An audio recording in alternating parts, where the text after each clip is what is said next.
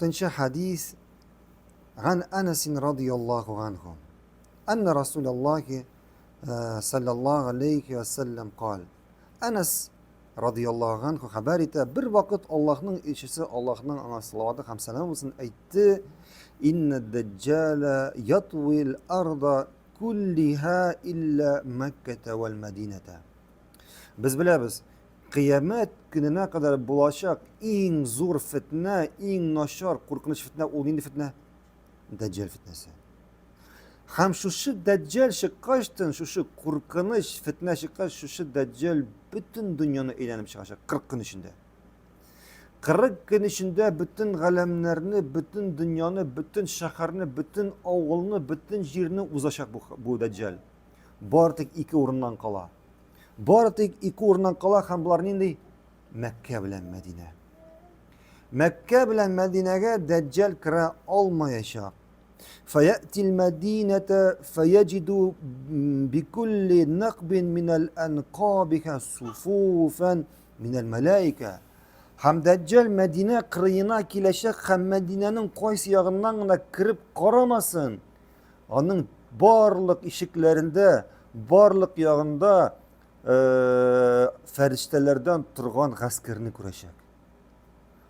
Farishtalardan turgan g'askarni dajjal farishtalardan g'askar turib dajjalga kirishga ruxsat bermayishlar. Fayati sabqatal juruf fayadribu riwaqahu. Shundan so'ng dajjal sabqatal juruf degan o'ringa kelib palatka qurashak o'zini. O'zini palatka qurashak Madina qiriyinda. ثم ترجف المدينة 3 رجفات فيخرج إليك كل من منافق ومنافقة. Şundan so'ng Dajjal Madina qiriyinda o'rnashgandan so'ng Madina 3 topqir titranashak. 3 topqir titranashak Madina shahari. Ham shu titranuvdan so'ng Dajjal yonina shu Madinada bo'lgan barliq munofiqlar, xotin qizlardan bo'lgan ham erkaklardan bo'lgan barliq munofiqlar Dajjal yonina chiqashaklar. Dajjal yonina chiqashaklar.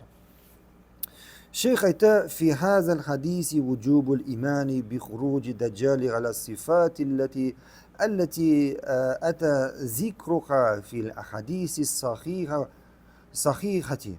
Bu hadisda birinchi Dajjalning chiquvuna dalil bo'lib turadi. Ham biz endi Dajjalning chiquvuna iymon keltiramiz. Ham bizga boshqa hadislarda uning nindi bo'luvina, nechik chiqashag'ini, nechik yuruvini, nechik kishilarni adashtiruvini, bularni barisini iymon keltiramiz. Chunki bular sahih hadisda keldi. Wal hadisu dalil ala anna khuruj Dajjal alamatu min alamati as-sagati al-kubra. Shunday Dajjalning chiquvi qiyomat kuni nindi alamat bo'lib turadi. Kishi alamat emas, zo'r alamat emas. Zo'r alamati. Endi bu mana qiyomat kuni yaqinlashgan vaqtda bo'lacak. Alamatul kubra kama fi dalilun ala manzilati Makkah wal Madinah inda Allah tabaraka wa ta'ala bin nisbati li baqiyati al-ardi. Shulay bu hadisda Makka bilan Madinaning nindi zo'r fazilati bo'luna, boshqa yerlarga, boshqa shaharlarga, boshqa ovullar bilan solishtirganda Madina bilan Makka bilan Madinaning fazilati. Chunki hatto Alloh subhanahu va taolo unda bu kafirning, bu dajjalning kiruvin ruxsat etmayishak. ومكة أرض المشاغل المقدس التي كلف الله عز وجل عباد بزيارتها في الحج والعمرة.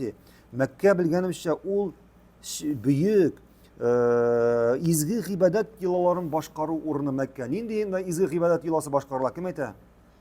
Haj bilan umra qilma.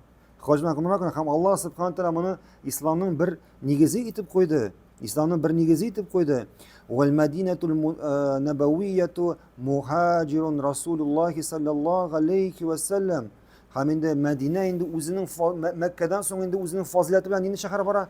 Medine bora. Hem Medine'ge Peygamberimiz Allah'ın elçisi hicra qila. Allah'ın elçisi bunda hicra qila. Ve minha intalaqal cihad. Hem indi şu shahardan İslam tarala, cihad tarala. Var aldı mesela ham İslam künbatışqa, künçığışqa tarala şu şehirden. فَحَرَسَكَ اللّٰهُ مِنْ دَجَّالِ الَّذ۪ي سَيَكُونُ فِي آخِرِ zaman. Hamid Allah subhanahu teala bu şehirlerini Deccal'den saklayacak. Kema sarrahat bizalika nususu fi sunani ve gayrika. Hem buna deliller sünnette hem başka kitaplarda kile barakallahu fikum. Şuna göre Mekke bilen Medine'nin fazileti bik zor. Hele Deccal bilen Deccal'den tış Peygamberimiz sallallahu aleyhi ve sellem anaytti neyse bu iki şehirde bereket. Mekke'de bulsun Medine'de bulsun bereket. Bunda gıybetler arttırılar. Şulayık bunda günahlar da arttırılar. Günahlardan da kübrek gazap yazılar. Allah subhanahu teala uzun saklasın. Bilgene bir şey Mekke'de okulgan namaz Ka'batulah'da 100.000 tapkırlarına ecir sahabe. Medine'de Peygamberimiz meşinde 1000 tapkırlarına. Şulayık Peygamberimiz sallallahu aleyhi ve sellem etti. El medinetu hayrun lehum lev kanu ya'lemun. Şunlukta Medine şehri alarga hayırlıraq başka şehirlere qaraganda. Bunlar lakin alar anında bilseler idi deb aytdı Peygamberimiz sallallahu aleyhi ve sellem. Şulay Peygamberimiz sallallahu aleyhi ve sellem eğer kimde Medine'de vafat bula olsa şunda vafat bulsun dedi. Şulay Peygamberimiz sallallahu aleyhi ve sellem aytdı.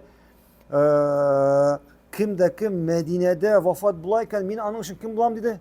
Şefaatçi bulam dedi. Şulayık bunda bereket. Şulayık bunda bereket. Hem bereket degende galimlerimiz aytdı. Bereket o rizq atul barlık nersede.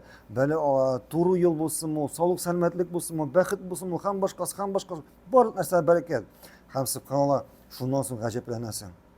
Şundan sonra gaceplenesin. Nindidir kişiler kilip bunda sığılar. Koy da yaxşırak Medine'den mi yayında başka yerden mi deyip. Niçin de sorab bular? Elbette Müslümanlar için Medine'den yaxşırak. Yayında koy bir kişiler, barışında kişiler kilip Medine'de yaşayışı kişilerge niçin bulayında o gavarita başlar.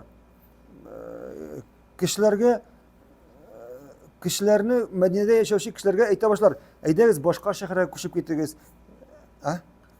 Kısıtlı başlar kişilerine. Ederiz bunda barırız, bunda ibeterek. Ederiz mesela Yigibit'e barırız, ederiz bunda barırız. Niçin şulayı ettirip kişilerge gelip eyte alırsın. Eyde Medine'den şunu şakarkaya bar anda eybetirek deyip. Allah'ın Peygamberimizin hadisine aşamışsın mı? Peygamberimiz sallallahu aleyhi ve sellem etti bit. El medinetu hayrun lekum lev kânu ya'lemun. Medine Allah için hayırlırek. Allah bilseler idi. Hayırlırek nerse de. Peygamberimiz etti mi nerse de hayırlıreken. Etmedi demek bar nersede hayırlırek. Demek bar nersede hayırlırek. Allahu a'lem.